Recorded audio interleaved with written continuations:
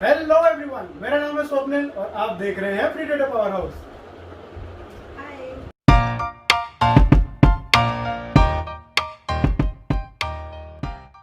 तो फ्रेंड्स, मैं आज जो वीडियो बना रहा हूँ वो होने वाला है मेरे पेरेंट्स का जो रिएक्शन है और मेरी सिबलिंग जो है मेरी बड़ी बहन है, सो उसका जो रिएक्शन है मेरे हॉबी के ऊपर, तो वो पूरा वीडियो आज ये पूरे रिएक्शन के ऊपर होने वाला है।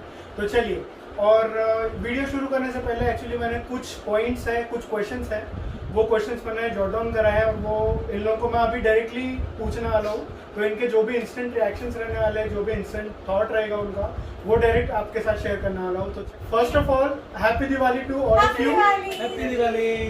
तो चलिए आज का एपिसोड शुरू करें। तो फर्स्ट क्वेश्चन, आप लोगों को क्या लगता है फिश हॉबी कैसी, जो मेरी फिश हॉबी वो कैसी लगती है? बहुत अच्छी लगती है, एकदम मस्त। नहीं, वैसे भी फिश हॉबी क्या है कि लाइव पेट्स हैं और लाइव पेट्स वैसे भी बहुत सारे लोगों को पसंद है और फिश हॉबी बहुत अच्छी है, मेरे विचार में बहुत अच्छी है। लाइव पेट अगर अच्छी हॉबी को पता तो हम एक डॉगी भी पाल लेते हैं। नहीं तो अभी आपका क्या ख्याल है? डॉगी मुझे पसंद नहीं पसंद है। So guys, second question. तो मेरी ये जो स्पेशली एक क्वेश्चन है आपके लिए है मम्मी, तो मेरा हॉबी कहाँ से स्टार्ट हुआ आप बताइए। मैं बताऊँ? ठीक है, बताओ। हाँ, एक बार हम लोग की स्कूल ट्रिप जा रही थी, जहाँ पे मैं जा रही थी और दद्दू को नहीं लेके जा रहे थे। पापा ने बोले कि नहीं, दद्दू को नहीं लेके जाना है। तो दद्दू फिर रोने लगा, तो वो 3rd स्टैंडर्ड में था। और फिर पापा ने बोले तेरे को जो चाहिए मैं वो ला के दूंगा, लेकिन तू वो ट्रिप में मत जा। तो दद्दू ने बोला ठीक है, मेरे को फिश चाहिए। और फिर वो इतना सा फिश पॉट था और अभी तो फिर बाकी तो हिस्ट्री है। सो थर्ड क्वेश्चन, तो आप लोगों को क्या लगता है जब भी मैं कोई न्यू फिश परचेज करता हूँ तो उसमें आप लोगों को क्या करना है? एक एक करके बोले सर। पापा पहले आप न्यू फिश परचेज जो आप करते हैं वो आपकी नीड हो सकती है और आप लेके आते हैं उसको और आपको अच्छा लगता है। आप अपना ओपिनियन या आपका व्यू शेयर कीजिए। बेटा, जब हम सुबह सो के उठते हैं मॉर्निंग में, तो आप हमेशा पॉट में एक नया फिश दिखता है। अच्छा, हमें पता भी नहीं चलता कि आपने ये कब लेकर आ गए। अच्छा। और श्वेता तुम्हारा? मैं तो नागपुर में रहती नहीं हूँ, तो मुझे फोटोज देख के और वीडियो देख के पता चलता है न्यू फिश। और तुझे वैसे भी मॉन्स्टर वैराइटीज पसंद है, तो मुझे और उतना इस चीज़ में नॉलेज भी नहीं है मॉन्स्टर फिश के बारे में, तो मुझे ओके लगता है। ओके, हाँ, न्यू फिश है, ओके, व्हाटएवर। ठीक है, ठीक है। तो अब फोर्थ क्वेश्चन है। ये फोर्थ क्वेश्चन बहुत कॉमन है और शायद आप लोग भी, आपके भी पेरेंट्स से बार बार सोचते होंगे। तो फोर्थ क्वेश्चन स्पेशली मम्मी और पापा आप दोनों के लिए है। तो फोर्थ क्वेश्चन ये है कि जब भी मैं न्यू टैंक बनाता हूँ या न्यू अपने कलेक्शन में कुछ न्यू टैंक ऐड करता हूँ, तो उसमें आप लोगों का क्या थॉट है? वैसे तो हम लोग घर से बाहर जाने के लिए बहुत ज़्यादा डरते हैं, क्योंकि जब भी हम बाहर घर के बाहर जाते हैं तो एक नया एडिशनल टैंक आ जाता है। वो एडिशनल टैंक कहाँ रखेंगे, कैसे रखेंगे, कैसा क्या होगा, उसमें कौन सी फिश होंगी, ये तो हमको खुद समझते नहीं है और क्या होगा हम बोल नहीं पाते फिर। और फिर बाद में जैसे उसमें कोई फिश आती तो फिर अपने आप को संतुष्ट कर ही लेते हैं। बेसिकली ऐसा है कि ये लोग जैसे घर से गायब होते हैं और मुझे खाली टाइम मिलता है तो मैं न्यू टैंक इंट्रोड्यूस कर देता हूँ। सो फिफ्थ क्वेश्चन बहुत कॉमन रहेगा और आप लोग काफ़ी रिलेट कर पाएंगे क्वेश्चन को। सो फिफ्थ क्वेश्चन स्पेशली आप तीनों के लिए है। तो आप लोगों को फिशेस की एक्चुअल प्राइस पता रहती है क्या, जो मैंने आज तक के खरीदी? नहीं। और आप लोगों के हिसाब से मेरी सबसे महंगी फिश कौन सी थी? अरवाना। कौन सी? Silver arowana. सबसे महंगी फिश? नहीं, वो सबसे बोलते पहले रेड वाली- चिली। सबसे पहली वाली है वो सिल्वर ही थी। सिल्वर। नहीं, रेड चिली अरवाना है ना, वो सबसे ज्यादा महंगी थी। तो उसका एस्टिमेटेड कॉस्ट कुछ आइडिया तुमको? हाँ, हाँ, बताओ। बोलो, आपको किसको पता है? नहीं, पापा आपको? मैं सोचता भी नहीं। आपको? 80। अच्छा, चलो तुमको? मैं तो सोची थी कि 8000 की होगी। मम्मी ने जो अमाउंट बताया उसके नियर अबाउट ही वो फिश थी। तो यस, वो मेरी one of the expensive fishes में से थी। तो सिक्स्थ क्वेश्चन ये है कि फिश पॉट को या फिशेस को मैं किस तरीके से मेंटेन करता हूँ, उसमें आप लोगों का क्या थॉट्स है? तो बहुत या अच्छे से उन लोगों maintain को कर। आप व्यूअर्स को या फिर जो बाकी जो फ्रेंड्स हैं मेरे, उनको आप क्या सलाह देना चाहोगे?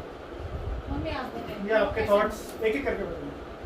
वैसे फिश टैंक का मेंटेनेंस तो आप बहुत अच्छे से करते हैं कि क्या है, जैसे ही फिश को कुछ अनयूजुअल उनका मूवमेंट होता है अलग टाइप से, तो सबने आपको तो पता चल जाता है बेटा, और आप तुरंत समझ जाते हैं कि इसको ये हुआ है।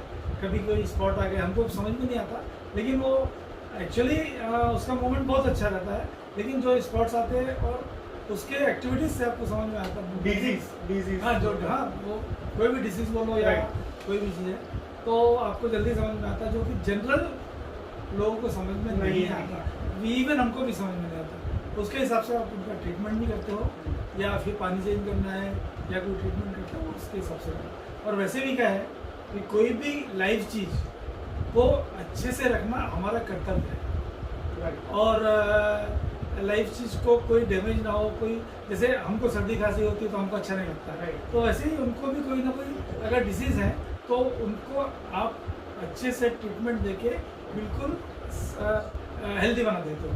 वो सबसे बेस्ट पॉजिटिव पॉइंट है। इस चीज़ में एक चीज़ और मैं ऐड करना चाहूँगा कि ये जो एक्चुअली ये बेजुबान जानवर जो होते हैं, ये एक्चुअली अपने बारे में कुछ बोल नहीं पाते बेचारे, तो उन्हें समझना हमारा कर्तव्य है। जैसे डैड ने मेरे बताया कि उनको अंडरस्टैंड करना और उनको अच्छी तरीके से रखना वो ज़्यादा इम्पोर्टेंट है। एक्चुअली मम्मी ने मुझे बताया कि जब ये पानी, जब फिश का कुछ मूवमेंट कम ज़्यादा होता है या विजुअली पता चलता है कि कुछ तो गड़बड़ है फिशेस में, तो भले ही फिश टैंक में फिल्टर हो, हमें फिर भी पानी चेंज करना होता है। तो पानी बेसिकली दद्दू ऐसे चेंज करता है कि वो फिश का पानी पहले वो निकालता है, साइमल्टेनियसली वो फ्रेश वाटर भी पानी मतलब डालता है, हाँ रिफिल करता है। और बेसिकली ऐसा होता है कि उन्हें मेंटेन करने के चक्कर में लॉन्ग वेकेशन पे हम लोग सब एक साथ नहीं जा पाते। जनरली किसी ना किसी को घर पे एक आधी टाइम रहना पड़ता है, जस्ट टू मेक श्योर कि वो लोग सब सेफ है। और उस चीज़ के लिए मैं बहुत जल्द ही कुछ सेटअप करने वाला हूँ, ताकि वो मेरे एटलीस्ट 24 आवर्स विजुअलेंस सर्वेलेंस में रहे मेरे पास, मेरे मोबाइल में रहे। तो उस चीज़ का मैं कुछ सेटअप करने वाला हूँ बहुत ही जल्द। तो चलिए उसके बारे में आप लोगों को बहुत जल्दी पता चल जाएगा। नेक्स्ट क्वेश्चन की तरफ चलते हैं, वो स्पेसिफिकली मेरी बहन के लिए है। तो वो क्वेश्चन ये है कि जब भी मैं न्यू टैंक अपग्रेड करने को या कुछ अलग फिश लाने को सोचता हूँ, उसके पीछे की प्लानिंग प्लॉटिंग का क्या रहता है इसमें? तो जब हम लोग बहुत छोटे थे, दद्दू ना काफ़ी महीनों से, और मतलब मुझे भी पॉकेट मनी मिलती थी, दद्दू को भी पॉकेट मनी मिलती थी। मैं तो पॉकेट मनी लेस चिप्स ये सब चॉकलेट वगैरह खा के स्पेंड कर देती थी, लेकिन दद्दू हमेशा पैसे एकदम बचा के रखता था उसके गुल्लक में। और हम लोग वैसे भी मतलब कुछ भी पापा मम्मी के लिए mother's day, father's day, birthday रहे, तो फिर मैं हमेशा दद्दू को बोलती थी कि अपन दोनों कॉन्टेक्ट करते हैं, लेकिन हम लोग उसका गुल्लक तोड़ के उसके ही पैसे स्पेंड करके मैं गिफ्ट्स लेती थी। तो ये एक्वेरियम के पॉइंट ऑफ व्यू में हम लोग मतलब दद्दू बहुत सारे पैसे 100, 50, 20 ऐसे जमा कर करके वो रखता था।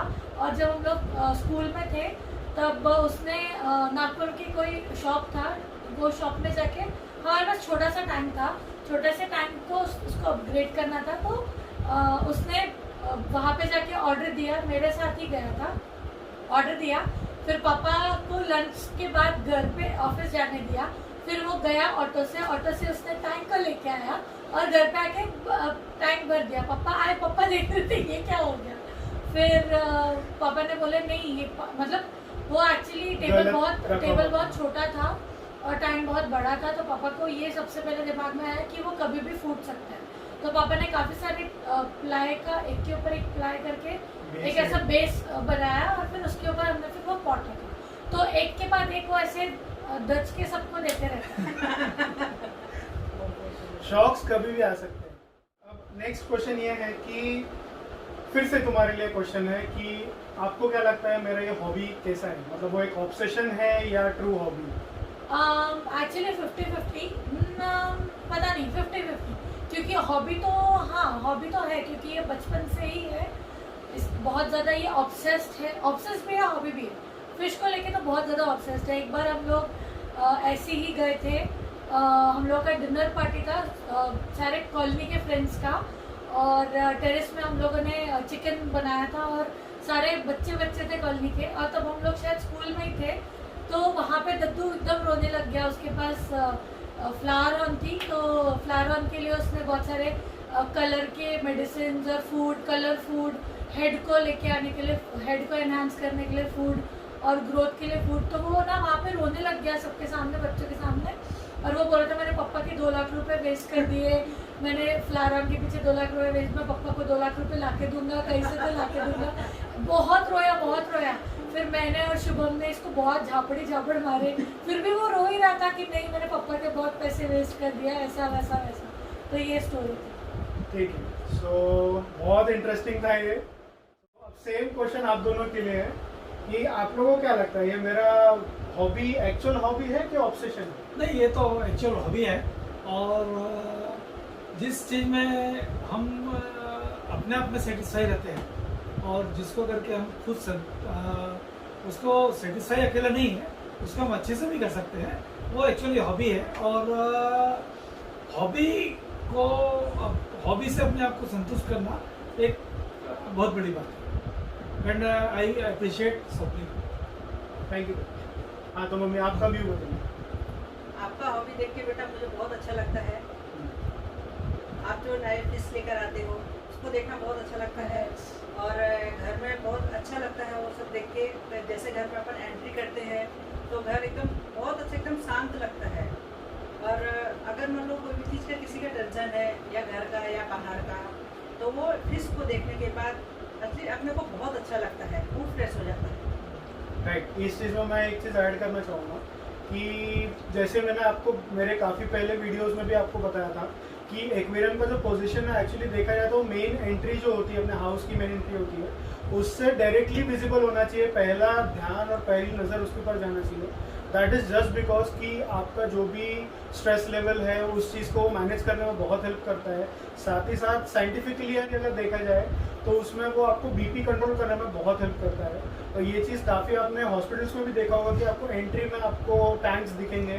दैट इज़ जस्ट बिकॉज कि आपका वहाँ पे स्ट्रेस लेवल और बाकी का जो बहुत एंग्जाइटी रहता है, ओवर एंग्जाइटी होता है किसी को, जो हाई एंग्जाइटी होता है, वो चीज़ बहुत कंट्रोल करने में हेल्प करता है।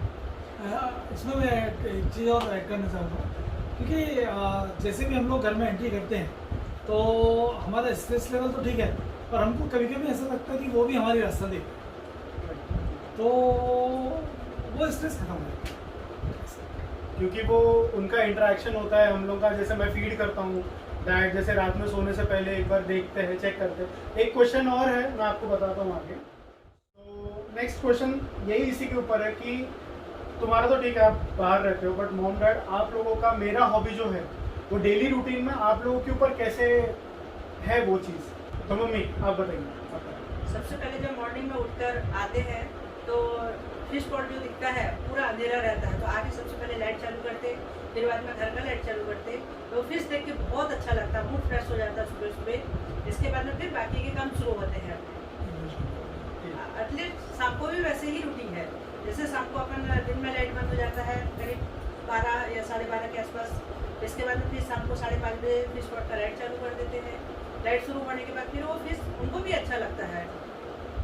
पापा आप हाँ, रूटीन में ऐसा है कि जब मैं सो के उठ के आता हूँ तो सबसे पहले हॉल में आता हूँ।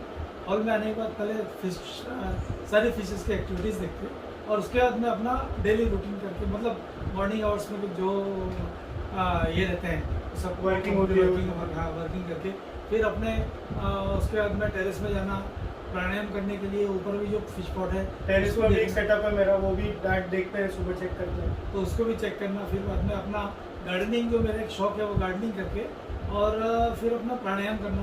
फिर बाद में दोपहर का जो रूटीन है उसमें जो भी मुझे अपने कार्य करने रहते हैं वो फिर कार्य करने के लिए निकल जाता है। एंड इवन मैं आपको एक चीज़ और बताऊंगा, जैसे मैंने अभी थोड़ी देर पहले बोला कि सोने से पहले भी डैड एक बार सोने से पहले एक बार चेक करते हैं कि सब सही सलामत है कि नहीं, है ना पापा।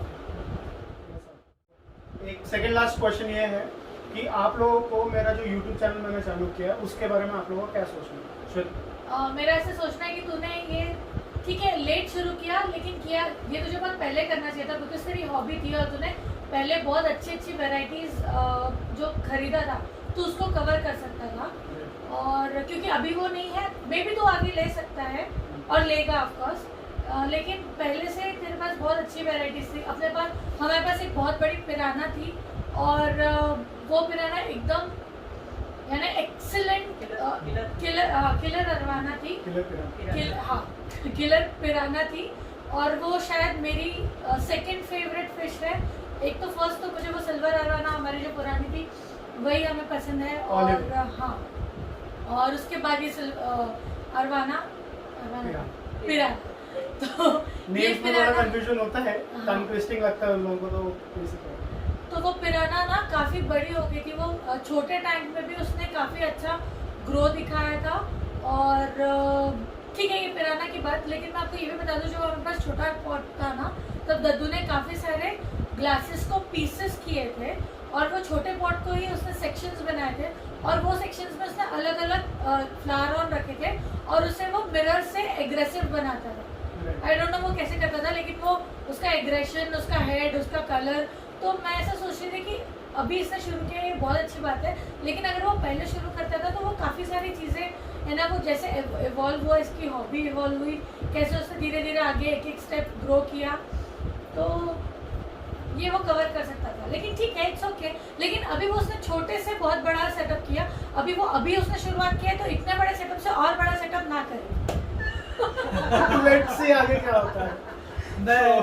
हाँ ठीक है, मैं श्वेता से एग्री करता हूँ कि एक्चुअली ये यूट्यूब चैनल पहले ही चालू करना चाहिए था, क्योंकि जैसे कि श्वेता ने बताया कि पिराना, अरवाना और एक और हमारे पास बहुत अच्छा फिश था वो अरापामा। राइट। वो तो करीब 4 फीट से ज़्यादा बड़ा हो गया था और उसका मतलब उसकी मोटाई भी काफ़ी अच्छी हो गई थी। और जैसे कि स्वप्निल ने ही बताया कि हम लोग कभी एकदम से बाहर नहीं जा सकते, और एक बार हम लोग बाहर गए, 3-4 दिन के लिए बाहर गए और जब वापस आए तो उस दिन नागपुर का, एक दिन पहले नागपुर का टेम्परेचर लोएस्ट 5 डिग्री सेल्सियस था और वो अरापामा बड़ा होने के कारण हमने टेरेस में एक कंक्रीट टैंक था उसमें रख दिया था।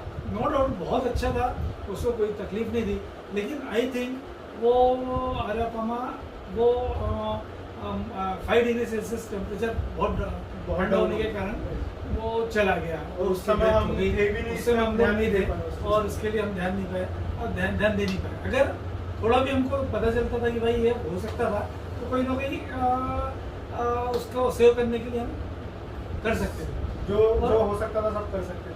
और सवाल यूट्यूब चैनल का है तो बहुत सारी चीज़ें ऐसी हैं कि जो चीज़ें सामने दिखती हैं अपने फिश के लिए, वो अभी ये याद तो कर सकता है लेकिन दिखा नहीं सकता। जैसे कि हम कोई पक्षी को देखते हैं, अगर सामने कोई मिरर और पक्षी बैठ गया है तो वो चोंच मारेगा, तो वैसे ही बाकी के जो फिशेज हैं अगर उनको सामने मिरर रख दिया जाए तो वो उनका ये देख के अपना प्रतिबिंब देख के वो लोग उसको ये करते हैं, मतलब जैसे चोंच मारते हैं उसको सामने आते हैं, तो उसके कारण भी हो सकता है एग्रेसिव होते होंगे, लेकिन उनको भी हो सकता है मजा आता होगा, खेलते होंगे वो लोग। दैट इज ऑल बिकॉज जो फ्लोरल में आज की डेट में ग्रूमिंग टेक्निक यूज करते हैं, मिरर ग्रूमिंग टेक्निक होता है, वही मैं स्टार्टिंग से यूज करते आ रहा था एंड उसी बारे में ये लोग बात कर रहे हैं। तो मॉम आपका और क्या बोलना है? यूट्यूब चैनल जो आपने शुरू किया बेटा वो बहुत अच्छा, बहुत पहले से ही करना था आपको, और आपने जो फिश के बारे में बाकी जो आपने बताया हो, सभी लोग को ये आइडिया होना चाहिए कि कौन सी फिश कब कैसे कहाँ रखना चाहिए, कितने टेम्परेचर में रखना चाहिए, उनको क्या खिलाना है और कैसे मेंटेन करना है, उस चीज़ के बारे में उसे बहुत अच्छे से नॉलेज है और आगे भी होते रहेगा। ये चैनल बहुत पहले से शुरू कर देना चाहिए था, पर ठीक है, दे रहा है दुरुस्त है, सब बढ़िया है। लेकिन सो अब लास्ट क्वेश्चन है, लास्ट क्वेश्चन, इसमें शायद श्वेता जवाब नहीं दे पाएगी बट हाँ मॉम डैड दे पाएंगे। तो लास्ट क्वेश्चन ये है कि आप लोग के क्या थॉट्स है मेरे अपकमिंग फिश रूम के बारे में? हम तो ये सोचते हैं कि आप फिश पॉट इतना ही रखो जितना आप मेंटेन कर पाओ, उससे ज़्यादा नहीं रखना, क्योंकि आगे अपने भी एज बढ़ती है या फिर बाकी जैसे और बाहर के काम रहते हैं, अगर मान लो काम पे बिजी हो गए तो फिश की तरफ आप ध्यान नहीं दे पाओगे, फिर उनको तकलीफ होगी, इसलिए आप लिमिट से ही रखो। हाँ, मेरा भी ये कहना है कि no doubt upcoming fish pots आते भी हैं, तो हमने उनको मेंटेन किया क्योंकि वो भी एक उनकी जान है, लाइफ है, और वो अच्छे से रहें, फर्स्ट क्लास रहें, कोई तकलीफ नहीं है। लेकिन क्योंकि आपका हॉबी के अलावा दूसरा काम भी है, वो काम भी कभी आपका ये नहीं होना चाहिए, हैम्पर नहीं होना चाहिए, कोई तकलीफ नहीं होनी चाहिए उसमें, क्योंकि सामने जो भी आप भी काम कर रहे हैं वो सामने वाले को शिकायत नहीं होनी चाहिए, बस। सो गाइज आज के यही कुछ क्वेश्चंस थे। एक्चुअली देखा जाए to be very particular 12 questions थे, एंड ये बहुत कॉमन क्वेश्चंस थे जो कि आप लोग भी अपने मम्मी डैड से या अपने सिबलिंग से बहुत ज़्यादा रिलेट कर सकते हैं। तो आई होप ये आप लोग को बहुत पसंद आया होगा, and happy Diwali to you all once again. Happy Diwali. Happy Diwali। So चलिए आज के एपिसोड यहाँ ख़त्म करते हैं। मेरे मॉम को कुछ और बोलना था तो प्लीज़ मॉम बोलिए। तो हॉबी में उसका बेटे को जो हॉबी है उस एक तो कुकिंग करना बहुत पसंद है। कुकिंग में veg non veg bakery items सभी चीज़ खुद ही बनाता है और बहुत टेस्टी बनाता है। अदर देन हॉबी नहीं, उसके साथ कोई चैनल नहीं चालू कर रहा हूँ मैं, ऐसी जस्ट मुझे पसंद है मेरे तो इसमें वो ना- चीज़ रहता है। एंड यस बट अगर आप लोगों को देखना है कि मैं मेरी जो रेसिपीज़ है तो वो मैं कहाँ डालता हूँ, मेरी जो बहन है श्वेता, उसका चैनल है श्वेतोपीडिया, उसका मैं लिंक डिस्क्रिप्शन में दे दूँगा, तो आप प्लीज़ जाके चेकआउट कीजिए उसका चैनल। एंड वो जो चैनल है उसके बारे में श्वेता थोड़ा डिस्क्रिप्शन देगी। हाय, मैं हूँ श्वेता और my channel is all about beauty, fashion, travel, lifestyle. So go ahead and check my profile out and do subscribe to my channel. Hit the like button and Do subscribe both of our channels if you haven't subscribed to our channels. तो चलिए आज का episode यही खत्म करते हैं। Thank you everyone. Bye. जय हिंद। जय हिंद।